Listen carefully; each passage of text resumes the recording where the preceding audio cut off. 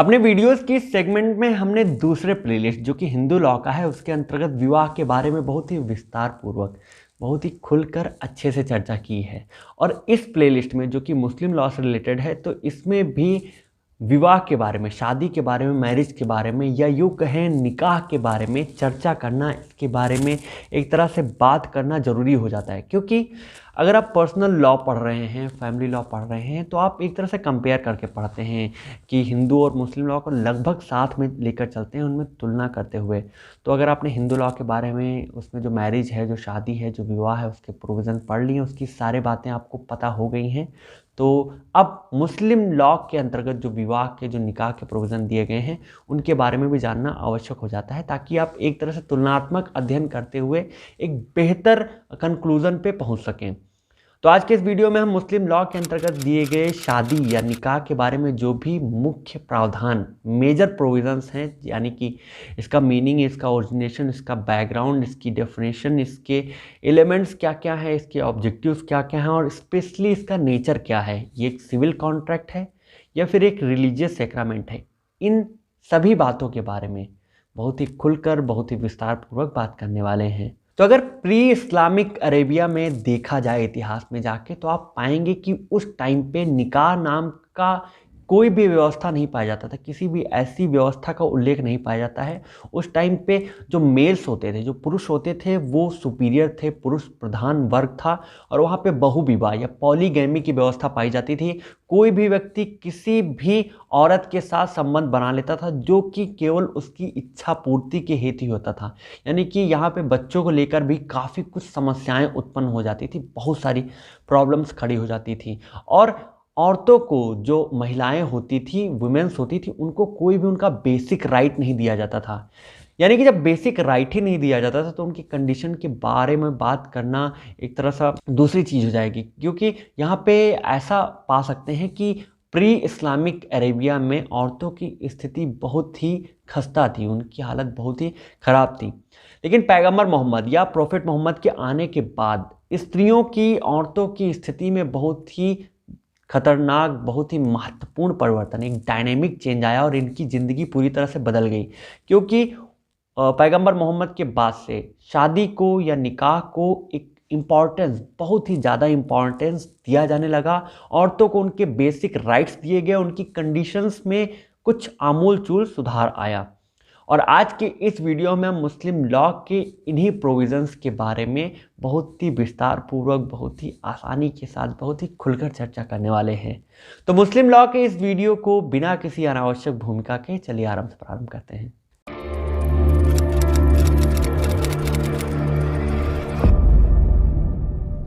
तो सर्वप्रथम हम बात कर लेते हैं इस शादी या निकाह शब्द के ओरिजिन के बारे में, इस शब्द के शाब्दिक अर्थ के बारे में। तो अगर इसके शाब्दिक अर्थ की बात की जाए तो इसकी उत्पत्ति अरबी शब्द नकह से हुई है। नकह जिसका मतलब होता है मिलना या जमा करना। इस तरह मिलना जैसे कि आंखों में नींद मिल जाती है या फिर बारिश के कतरे ज़मीन में ज़ब्त हो जाते हैं। तो इनका ऐसा मानना है कि इसमें दो जेंडर्स जो होते हैं, दो, एक महिला एक पुरुष ऐसे मिलते हैं जैसे कि आँखों में नींद जाके समाहित हो जाती है, खर्च हो जाती है, मतलब एक दूसरे में मिल जाते हैं कि दिखाई नहीं देते। इसी चीज़ को कुरान में एक जगह पे इसके बारे में एक प्रोविज़न दिया गया है जिसमें ये कहा गया है कि वे तुम्हारे लिए लिबास हैं और तुम उनके लिए लिबास हो। यानी कि मतलब ये हुआ कि इसमें जो पार्टनर्स होते हैं, जो पार्टीज होती हैं, वो एक दूसरे के लिए, जैसे उनकी सुरक्षा के लिए, संरक्षण के लिए, रक्षण के लिए काम करती हैं, एक दूसरे की देख रेख, रख रखाव सब कुछ करती हैं। अगर निकाह के शाब्दिक अर्थ को इंग्लिश में थोड़ा ट्रांसफॉर्म किया जाए, इनका मैरिज का एक अलग मतलब निकाला जाए तो इसको इंग्लिश में कहेंगे the union of two genders या सेक्सेस, और या फिर टू टाई अप टुगेदर, यानी कि उस तरह से संबंध स्थापित करना, एक दूसरे में मिल जाना या फिर सह संबंध बनाना, ताकि एक दूसरे की कंपनी को एंजॉय किया जा सके और जो भी कंज्यूगल बेनिफिट्स हैं उनका फ़ायदा उठाया जा सके। तो अब अगर निकाह के डेफिनेशन के बारे में, इनकी परिभाषा के बारे में बात की जाए तो परिभाषा में हम सबसे पहली और सबसे महत्वपूर्ण परिभाषा बैली की है, जो कि इन्होंने अपने डाइजेस्ट में लिखी थी। उसमें ये कहा था कि ये निकाह एक ऐसा सिस्टम है, एक ऐसा इंस्टीट्यूशन है जो कि दो चीज़ों को लीगलाइज करने के लिए, वैध करने के लिए बनाया गया है। जिनमें सबसे पहला जो लीगलाइजेशन है वो सेक्सुअल इंटरकोर्स का है, और दूसरा लीगलाइजेशन है प्रोक्रिएशन ऑफ चिल्ड्रन, यानी कि संतानोत्पत्ति को और शारीरिक संबंध को जो है, इन दोनों को वैध करार देने के लिए जो सिस्टम इस्टेब्लिश किया गया उसको मुस्लिम लॉ के अंतर्गत निकाह कहा जाता है। इसी के अंतर्गत दूसरे डेफिनेशन के अंतर्गत हम प्रोफेट मोहम्मद के उस कथन को लेंगे जो कि ऐसा माना जाता है कथाविदों के द्वारा, इसमें जो विद्वान हैं उनके द्वारा माना जाता है कि उन्होंने ऐसा कहा था कि निकाह जो है वो मेरा सुन्ना है, और वो लोग जो कि इसका पालन नहीं करते, इसका अनुपालन नहीं करते, इसको फॉलो नहीं करते, वो मेरे फॉलोअर्स नहीं माने जा सकते। यानी कि प्रोफेट मोहम्मद या पैगंबर मोहम्मद भी निकाह को, शादी को, विवाह को बहुत ही महत्वपूर्ण मानते थे। तो अब हम बात करते हैं इसके नेचर के बारे में। जो निकाह होता है, शादी होता है, इसका नेचर क्या है, इसकी प्रकृति क्या है?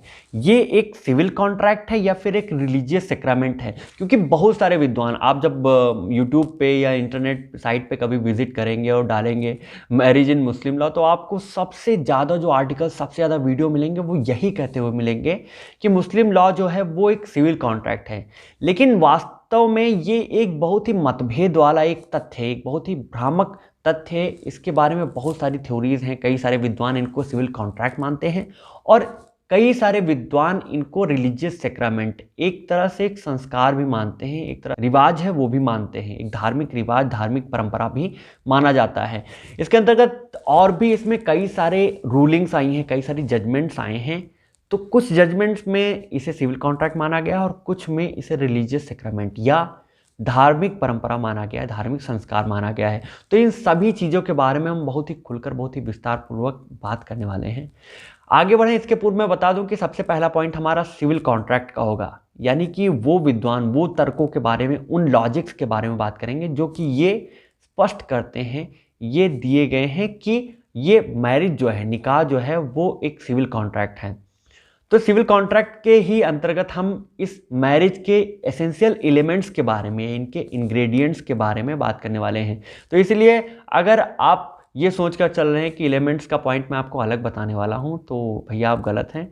आप ये करिए कि आराम से फ़ोन को कहीं पे टिका कर, हेडफोन को कान में लगाकर, कापी कलम या यूँ कहें कि कागज़ कलम दवात लेकर बैठ जाइए, और जो जो मैं पॉइंट्स बताता जाता हूँ उनको नोट करते जाइए, क्योंकि यही points essentials of a Muslim marriage भी माने जाते हैं। तो इस पक्ष के अंतर्गत उन विद्वानों के तर्क आते हैं जो कि ये मानते हैं कि मुस्लिम जो मैरिज है वो एक सिविल कॉन्ट्रैक्ट है, एक संविदा है, और वो इसे संविदा इसलिए मानते हैं क्योंकि इसमें संविदा या कॉन्ट्रैक्ट के कुछ एसेंशियल एलिमेंट्स, इंग्रेडिएंट्स भी पाए जाते हैं, वो इसमें निहित हुए हैं। तो सबसे पहले हम उन्हीं तथ्यों के बारे में, उन्हीं लॉजिक्स के बारे में बात कर लेते हैं। तो सबसे पहला इसमें पॉइंट आता है प्रपोजल एंड एक्सेप्टेंस का। यानी कि अगर आपने इंडियन कॉन्ट्रैक्ट एक्ट पढ़ा हुआ है तो आपको पता होगा कि एक कॉन्ट्रैक्ट के अंतर्गत सबसे पहला और इम्पॉर्टेंट तथ्य, इम्पॉर्टेंट जो चीज है वो प्रपोजल एंड एक्सेप्टेंस ही है। प्रपोजल का मतलब होता है प्रस्ताव, एक्सेप्टेंस का मतलब होता है स्वीकृति। यानी कि अगर एक संविदा के अंतर्गत ये दोनों चीजें नहीं होंगी तो भाई संविदा के होने का तो कोई सवाल ही नहीं उठता।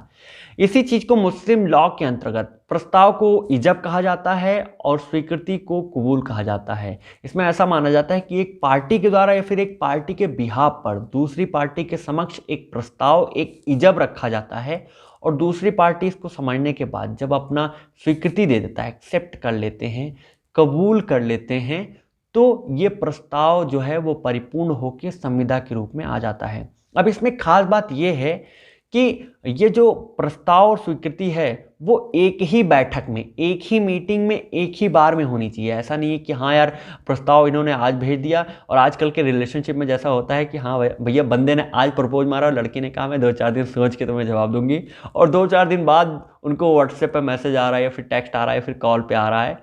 तो ये चीज़ इसमें नहीं मानी जाएगी, ये चीज़ कॉन्ट्रैक्ट नहीं माना जाएगा।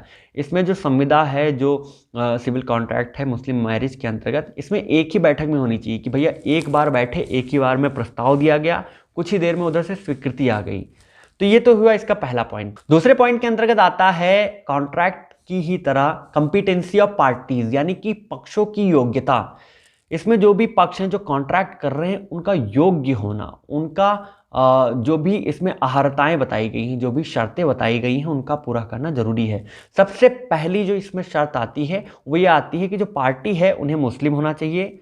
दूसरे शर्त के अंतर्गत आता है कि जो पार्टी है वो मेजर होनी चाहिए, और तीसरी शर्त के अंतर्गत आता है कि इसमें जो पार्टीज हैं वो साउंड माइंड की होनी चाहिए, यानी स्वस्थ चित्र होनी चाहिए, उनका दिमाग एकदम से मतलब अच्छा खासा होना चाहिए, उन्हें समझ में आना चाहिए कि वो क्या काम कर रहे हैं, भाई कौन सा खतरा मोल लेने जा रहे हैं, उस चीज़ की प्रकृति जो है, वो जो नेचर है वो उनको समझ में आना ही चाहिए। यानी कि एक पार्टी कॉम्पिटेंट तभी मानी जाती है जब वो मुस्लिम हो, मेजर हो यानी कि वयस्क हो, वयस्कता को प्राप्त कर चुके हों, और इसके अलावा वो साउंड माइंड के होने चाहिए, चित्त विकृति के नहीं होने चाहिए। मेजर के बारे में अगर बात की जाए तो इसमें इंडियन मेजॉरिटी एक्ट के प्रोविज़न लागू नहीं होते, इसलिए यहाँ पर एक पार्टी मेजर तभी मानी जाती है जब उनको प्यूबर्टी आ जाती है। प्यूबर्टी का मतलब हुआ है वयस्कता, यानी कि वो व्यक्ति वयस्क हो जाता है, यौवन आ जाता है उसे।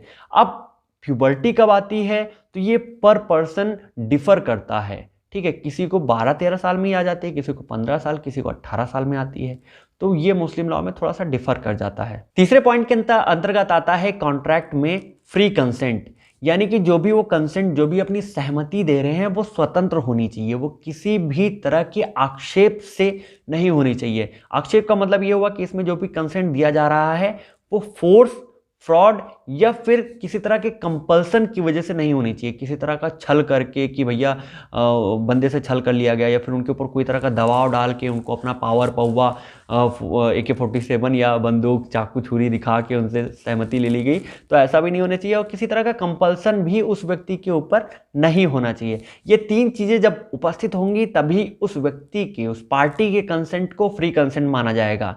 मुस्लिम लॉ के अंतर्गत फ्री कंसेंट ऐसा भी माना जाता है कि मान लीजिए पार्टी वयस्क नहीं हो पाई है, कि जो सहमति है वो गार्जियन ही देते हैं, वो मेजर नहीं हुई है, तो क्योंकि मुस्लिम लॉ में ये भी प्रोविज़न दिया गया है कि गार्जियन भी अपनी सहमति दे सकते हैं, तो उन गार्जियन की जो सहमति है वो भी इन तीन जो फैक्टर बताए गए हैं उनसे मुक्त होनी चाहिए, तभी फ्री कंसेंट मानी जाएगी।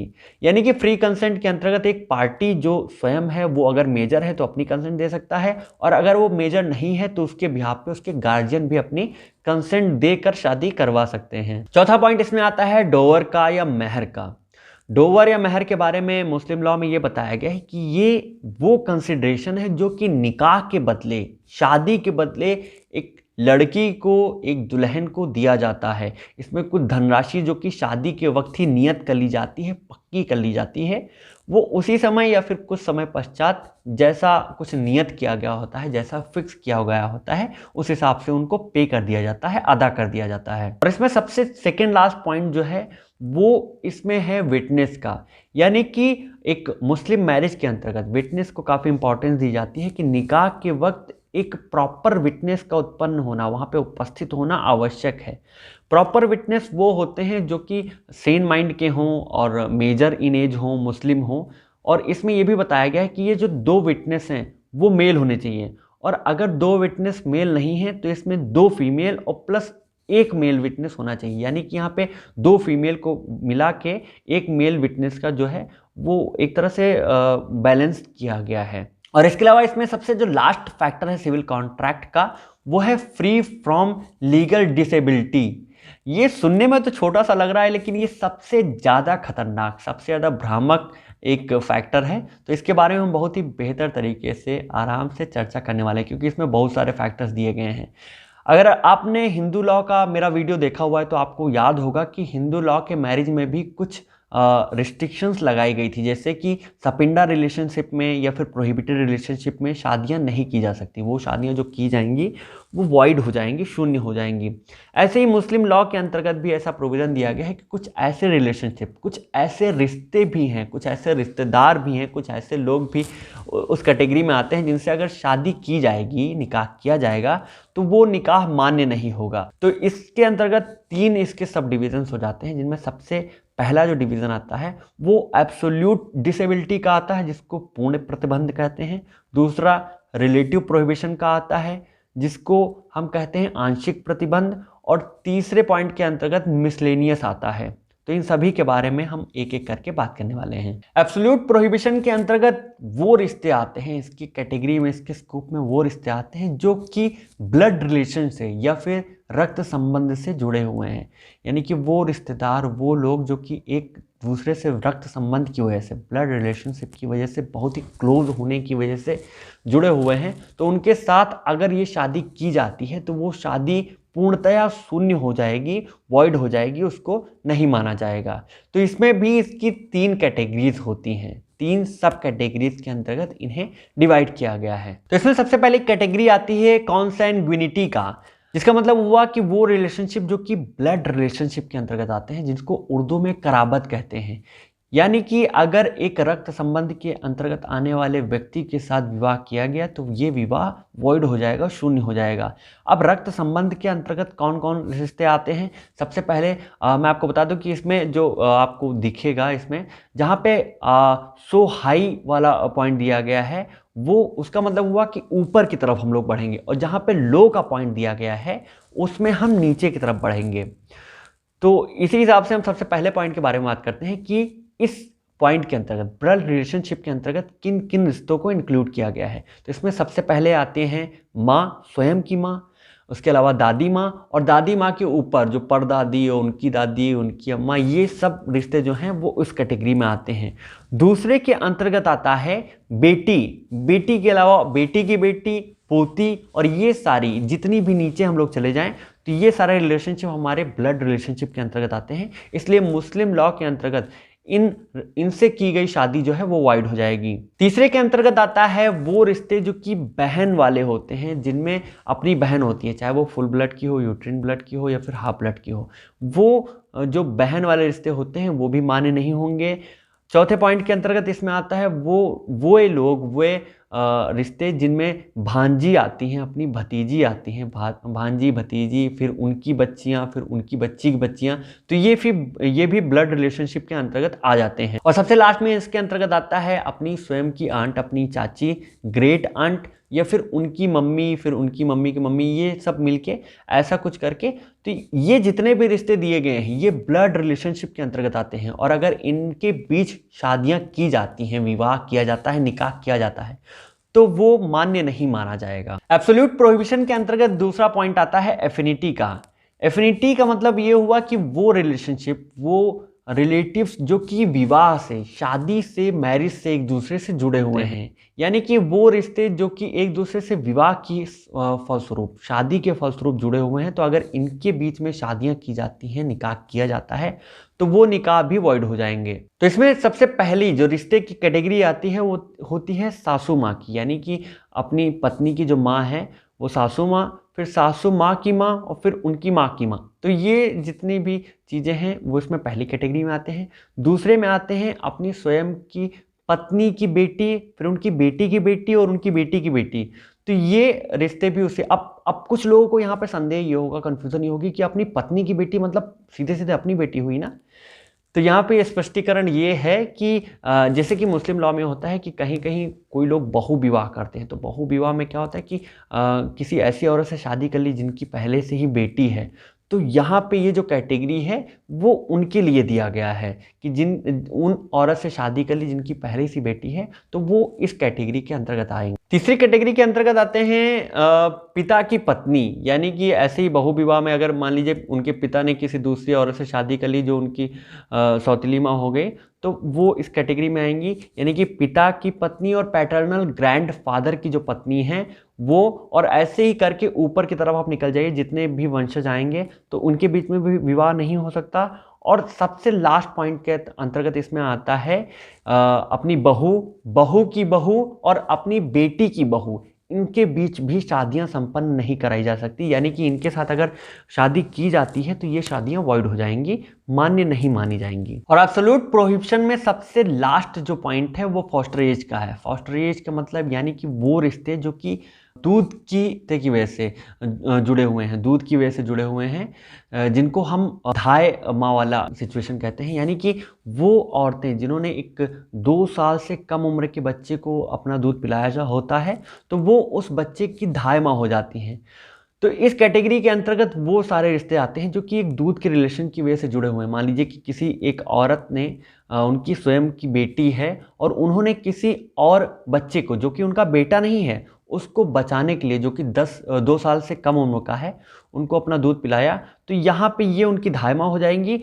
फिर ये बालक आगे जाके जब वयस्क होता है तो ये उस लड़की से, जो कि उनकी धायमा की लड़की है, उससे शादी नहीं कर पाएगा। तो इस कैटेगरी के अंतर्गत ये सारे रिश्ते जो कि दूध की वजह से जुड़े हुए हैं ये सब आते हैं, और इनके बीच में भी शादी को प्रोहिबिट किया गया है, निकाह को प्रोहिबिट किया गया है। नेक्स्ट हम इसके प्रोहिबिशन की दूसरी कैटेगरी पे आते हैं जो कि रिलेटिव प्रोहिबिशन का है। रिलेटिव प्रोहिबिशन, जिसको हिंदी में हम आंशिक निषेध भी कहते हैं। तो आंशिक निषेध का मतलब यह हुआ कि इसमें अगर शादियां मना नहीं की गई हैं, लेकिन ऐसा कहा गया कि मान लीजिए आपने किसी ऐसी पार्टी से शादी के लिए जो इस कैटेगरी में आते हैं, तो ये शादियां इर्रेगुलर हो जाएंगी, यानी कि किसी एक पॉइंट की वजह से, किसी एक समस्या की वजह से ये शादियां मान्य नहीं मानी जाएंगी, इर्रेगुलर हो जाएंगी। लेकिन अगर उस समस्या को, उस पॉइंट को दूर किया जा सकता है, उस खामी को दूर किया जा सकता है, तो ये शादियां वैध हो जाएंगी, ये शादियां लीगलाइज हो जाएंगी, इनको वैलिड माना जाएगा। तो इस कैटेगरी में सबसे पहले आते हैं अनलॉफुल कंजंक्शन का, जिसको हम हिंदी में कहते हैं अवैध संयोग। अवैध संयोग का मतलब ये हुआ कि मान लीजिए किसी एक व्यक्ति ने क्या किया कि, क्योंकि मुस्लिम लॉ में बहुविवाह प्रचलित है, अब मान लीजिए उस व्यक्ति ने क्या किया, किसी एक व्यक्ति ने एक 2 सगी बहनों से एक साथ शादी कर लिया। तो चूंकि वो 2 सगी बहनों से एक साथ शादी कर रहा है, तो ये शादी जो है ये अनलॉफुल कंजंक्शन की कैटेगरी में आ जाएंगी और इनको वैध नहीं माना जाएगा।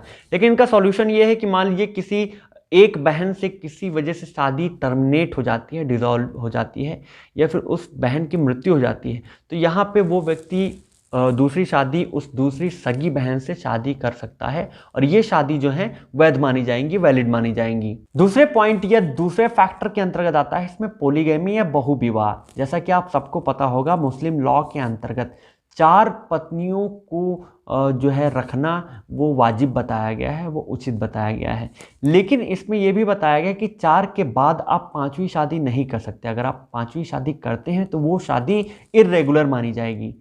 इसमें इसके साथ ही साथ सोल्यूशन भी बता दिया गया है कि अगर ऐसा मान लीजिए कि इन चारों में से किसी पत्नी की डेथ हो जाती है, शादी टर्मिनेट हो जाती है, डिसॉल्व हो जाती है, तो वो आपकी जो 5वीं शादी है वो वैलिड हो जाएगी, वो वैध हो जाएगी। इसमें जो नेक्स्ट पॉइंट है वो एब्सेंस ऑफ प्रॉपर विटनेस का है। प्रॉपर विटनेस का मतलब ये हुआ कि जैसा कि इसके एसेंशियल इंग्रेडिएंट्स में बताया गया है कि शादी के समय इसमें 2 विटनेस का उपस्थित होना, 2 मेजर सेन माइंड और मुस्लिम विटनेस का उपस्थित होना आवश्यक है।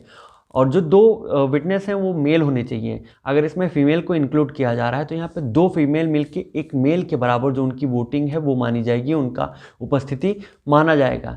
तो मुस्लिम लॉ के अनुसार विटनेस का उपस्थित होना आवश्यक है। तो इसमें ऐसा भी बताया गया कि अगर विटनेस एब्सेंस हैं तो ये शादी भी इरेगुलर हो जाएगी। लेकिन इस बात पे, इस तथ्य पे शिया और सुन्नी थोड़ा अलग अलग हो जाते हैं। शिया का ऐसा मानना है, शिया नहीं मानते कि शादी के वक्त प्रॉपर विटनेस का उपस्थित होना आवश्यक है। शिया इन चीज़ों से पूरी तरह से इनकार करते हैं, जबकि सुन्नी ऐसा मानते हैं कि निकाह के वक्त प्रॉपर विटनेस का, 2 विटनेस का उपस्थित होना आवश्यक है, वरना ये जो शादी है वो बेकार हो जाएगी। रिलेटिव प्रोविजन के अंतर्गत सेकेंड लास्ट जो पॉइंट है वो जो है इनका एक डिफरेंस ऑफ रिलीजन है। यानी कि मान लीजिए कि मुस्लिम व्यक्ति ने किसी अन्य औरत से, ऐसी औरत से शादी कर ली जो उनके मजहब की, उनके धर्म की नहीं है, तो यहाँ पर इसके बारे में ये बताया गया है कि एक मुस्लिम मैन जो है वो उस औरत से शादी कर सकता है जो कि किताबिया है। किताबिया का मतलब ये हुआ कि वो औरतें जो कि एक होली बुक में, एक आसमानी किताब में यकीन रखती हैं, जिनके धर्म की ओरिजिनेशन किसी पुस्तक से हुई है। लेकिन इसमें सख्त लहजे में मना कर दिया गया है कि कोई भी मुस्लिम मैन जो है वो उस औरत से शादी नहीं करेगा जो कि अग्नि की पूजा करते हैं, आग की पूजा करते हैं, या फिर किसी मूर्ति की पूजा करते हैं, मूर्ति पूजक हैं। इनमें साफ साफ मना किया गया है। यहीं पे ये भी प्रोविज़न दिया गया है कि एक मुस्लिम औरत किसी भी अन्य पुरुष से जो कि उनकी धर्म का नहीं है उनसे शादी नहीं कर सकते। इन पे पूर्णतया प्रतिबंध लगाया गया है। और सबसे इसमें लास्ट पॉइंट जो है वो पीरियड ऑफ इद्दत का है। इद्दत का मतलब वो पीरियड हुआ जिसे हम काउंटिंग पीरियड कहते हैं। काउंटिंग पीरियड में ये होता है कि मान लीजिए इसमें एक तरह से ये वो पीरियड होता है जो किसी औरत की प्रेगनेंसी को कंफर्म करने के लिए कि वो औरत प्रेग्नेंट है या नहीं है, ये करने के लिए एक पीरियड दे दिया गया है जिसको इद्दत का पीरियड कहते हैं। तो इसमें ऐसा बताया गया कि वो औरतें जिनका तलाक हो चुका है, जिनको डाइवोर्स दे दिया गया, वो कम से कम 3 मंथ तक या 3 महीने तक इंतजार करेंगे। 3 महीने का पीरियड जो है वो उनका इद्दत माना जाएगा। और वहीं पे वो औरतें जो कि विधवा हैं, जो विडो हैं, उनका 4 लूनर पीरियड प्लस 10 डेज, ये इतना पीरियड इनका इद्दत का पीरियड माना जाता है। और वो व्यक्ति जो कि एक औरत के साथ जो कि इद्दत पीरियड में चल रही है उनके साथ शादी करते हैं, निकाह करते हैं, तो इनकी शादी जो है वो इर्रेगुलर हो जाएगी, वो मान्य नहीं मानी जाएगी। और अब हम बात करते हैं अपने नेचर के दूसरे पार्ट के बारे में। दूसरा पार्ट जो कि उन विद्वानों का है, उन मनीषियों का है, उन स्कॉलर्स का है जो कि ये कहते हैं कि जो एक मुस्लिम मैरिज है वो एक रिलीजियस सेक्रामेंट या फिर धार्मिक अनुष्ठान है, एक धार्मिक परंपरा है। तो इसके अंतर्गत विद्वानों ने कुल मिला के 2 से 3 पॉइंट्स दिए गए हैं। 2 से 3 पॉइंट जो दिए हैं, इन्हीं लॉजिक के द्वारा ये स्पष्ट करने की कोशिश करते हैं कि जो एक मुस्लिम मैरिज है वो पूर्णतया सिविल कॉन्ट्रैक्ट न होके एक धार्मिक अनुष्ठान है, जिसमें सबसे पहला पॉइंट जो है वो उसमें प्रॉफिट मोहम्मद का दिया गया वो उक्ति ही है, जहाँ पे वो ये स्पष्ट रूप से कहते हैं कि जो ये शादी है, निकाह है, वो मेरा सुन्ना है। और वो लोग जो कि इस मेरे सुन्ना का अनुपालन नहीं करते, इनको फॉलो नहीं करते, मानते नहीं हैं, वो मेरे फॉलोअर्स नहीं हैं। सेकेंडली इसमें ये तर्क दिया जाता है क्योंकि जब शादी हो रही होती है, निकाह हो रहा होता है, तो निकाह के वक्त ही कुरान की कुछ आयतें पढ़ी जाती हैं, कुछ जो इसमें इसकी जो लाइंस दी गई हैं उनको उच्चारित किया जाता है।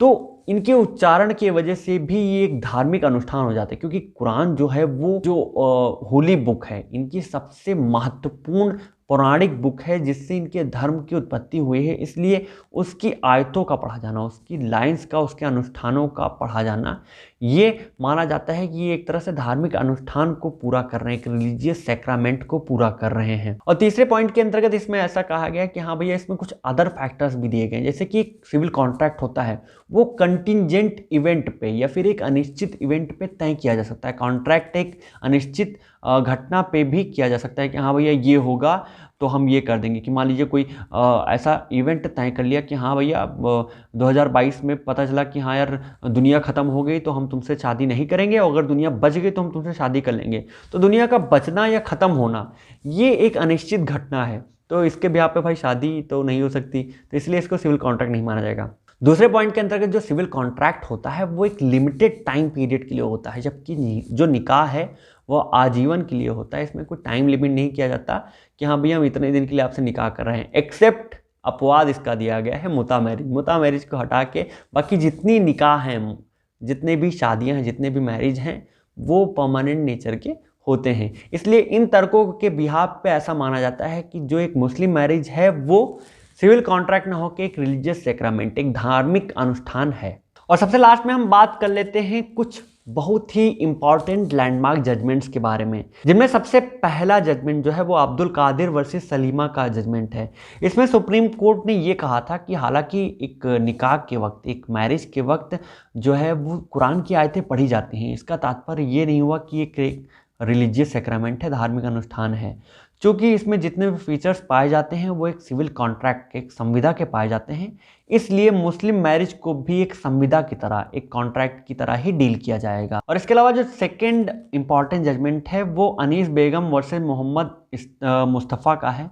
तो इसमें चीफ जस्टिस सुलेमान ने ऐसा कहा था कि हाँ भैया आपने तो तर्क दे दिए कि ये सिविल कॉन्ट्रैक्ट है, ये है, वो है, हर एक चीज़ है, लेकिन इन सारे फैक्टर्स के होते हुए भी, क्योंकि इसमें बाकी के जो इंग्रेडिएंट्स हैं वो धार्मिक हैं, इसमें फीलिंग्स और सारी जितनी परंपराएं और रूढ़ियाँ और जो अनुष्ठान किए जाते हैं वो धार्मिक हैं, इसलिए हम इसको ना तो भाई धार्मिक कहेंगे और ना ही सिविल कॉन्ट्रैक्ट कहेंगे, बल्कि एक जो मुस्लिम मैरिज है वो सिविल कॉन्ट्रैक्ट होने के साथ साथ एक रिलीजियस सेक्रामेंट भी है। यानी कि चीफ जस्टिस सुलेमान ने इन दोनों के ही बीच में जो नेचर है, चाहे वो सिविल कॉन्ट्रैक्ट का हो या फिर रिलीजियस सेक्रामेंट को हो, इन दोनों के बीच में एक पुल बांधते हुए इनके बीच की खाई को पाटने का प्रयास किया है, एक इनके बीच में इक्विलिब्रियम को मेंटेन करने का, एक बैलेंस मेंटेन करने का प्रयास किया है। और सबसे लास्ट में इसको कंक्लूड करते हुए, इसका निष्कर्ष निकालते हुए हम जे जुंग की कही हुई उक्ति का सहारा लेंगे और इसको कंक्लूड करेंगे कि इनके द्वारा ये कहा गया था कि जो निकाह है वो संस्था है, वो इबादत की वो संस्था है जिनके द्वारा शारीरिक जो संबंध हैं उनको वैध करने के लिए और बच्चों की उत्पत्ति को, संतानोत्पत्ति को वैध करने के लिए किया गया है। लेकिन जो इनका जो पूरी तरह से संरक्षण है, इनका रक्षण पूरी तरह से डिपेंड करता है वैवाहिक स्नेह के ऊपर, कि अगर आप के अंतर्गत आपके रिलेशनशिप में एक म्यूचुअल जो लव है वो नहीं है, एक स्नेह नहीं है, एक प्यार प्रेम बरकरार नहीं है, तो ये शादी, ये निकाह, ये विवाह ज़्यादा दिन तक नहीं टिक सकता, ये परमानेंट नहीं हो सकता। इनकी परमानेंसी जो है वो पूरी तरह से वैवाहिक स्नेह पे, एक म्यूचुअल लव पे, म्यूचुअल अफेक्शन पे डिपेंड करती है। तो ये था मुस्लिम लॉ के अंतर्गत मैरिज के बारे में दिए गए सारे मेन प्रोविजंस। आई होप आपको ये सारे ही पॉइंट्स अच्छे से समझ में आ गए होंगे। बाकी के लॉ से रिलेटेड वीडियोस, पॉइंट्स, टॉपिक्स और जजमेंट्स के लिए हमारे साथ बने रहिए। धन्यवाद।